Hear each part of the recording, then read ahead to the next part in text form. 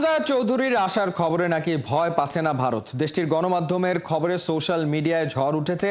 বাংলাদেশ ভারত দুই দেশের ফ্যানরা মেতেছে কথা লড়াইয়ে। দুই দলের সমর্থকরা এগিয়ে রাখছেন নিজেদেরকে। কেউ কাউকে এক বিন্দুও ছাড় দেবে না বলে হুঙ্কার দিচ্ছেন সামাজিক যোগাযোগের মাধ্যমে। মাহমুদুল হাসান সজীবের রিপোর্ট। সবশেষ 12 ম্যাচের একটিতেও আসেনি জয়। হারতে হয়েছে তুলনামূলক দুর্বল প্রতিপক্ষ আফগানিস্তানের কাছে। ড্র হয়েছে র্যাঙ্কিংয়ে পিছিয়ে থাকা মরিশাসের বিপক্ষেও। 12 ম্যাচের এই পরিসংখ্যানে 7 হারের সঙ্গে 5 ম্যাচের ড্র। গোল হজম করতে হয়েছে 18টা। প্রতিপক্ষের জালে বল গেছে মাত্র 4 বার। বুঝতে বাকি থাকে না ফুটবলে ভারতীয়দের অবস্থা কতটা ভয়াবহ, দুর্বিষহ। তাই তো 40 বছর বয়সী সুনীল ছেত্রীকে অবসর থেকে ফিরিয়ে আনা। কিন্তু তা মানতে মোটেও রাজি নয় ভারতীয় গণমাধ্যম। হামজা চৌধুরীর আসার খবরে নাকি ভয় পাচ্ছে না তারা। উল্টো বাংলাদেশের বিপক্ষে অতীত পরিসংখ্যান তুলে ঢাকতে চাইছে নিজেদের সবশেষ 12 ম্যাচের ব্যর্থতা।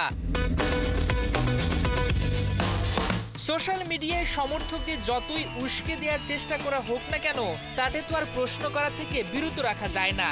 যদি হামজাকে ভারত ভয়ই না পেত, তবে কেন তার আসার খবরে অবসর নেওয়া ফুটবলারকে ফিরিয়ে আনতে হবে? বাংলাদেশের বিপক্ষে ম্যাচের আগেও তো ভারত হাবুডুবু খেয়েছে, তখন কেন ছেত্রীকে ফিরিয়ে আনা হলো না? সত্যি বলতে কি, ছেত্রীর রিপ্লেসমেন্টই তৈরি করতে ব্যর্থ সর্বভারতীয় ফুটবল ফেডারেশন। তাই তো বাধ্য হয়ে জামাল তপুদির বিপক্ষে ম্যাচের জন্য এমন সিদ্ধান্ত নেয়া। কিন্তু সেটা মানতেই যেন বুক ফেটে যাচ্ছে ভারতীয়দের। তাই তো সোশ্যাল মিডিয়ায় দেশটির গলাবাজি।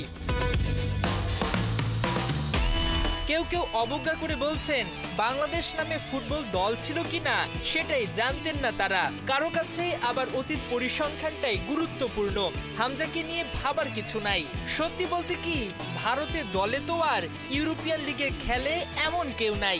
তাই সহজেই এসব কথা বলতে পারা যায়। ওদিকে এমন সব কমেন্টের পাল্টা জবাবে বাংলাদেশিরা লিখছেন, হামজাকে ভয় না পেলে তাকে নিয়ে কেন মাতামাতি করছে ভারত? নিউজ করে নিজেদের পুরনো রেকর্ড বের করে সাফাই গাইছে তারা। এসবের সঙ্গে অনেকে বলছেন ছেত্রীকে ফিরিয়ে আনা মানে ভয়ে কাবু ভারত, খেলার আগেই যেন হেরে গেছে তারা। কেউ তো আবার ক্রিকেট টেনে এনেছেন, বলছেন এখানে তো আর আইসিসি নেই। যদি আইসিসি থাকতো তাহলে হয়তো ব্রাজিলের জায়গায় ভারতের নাম থাকতো।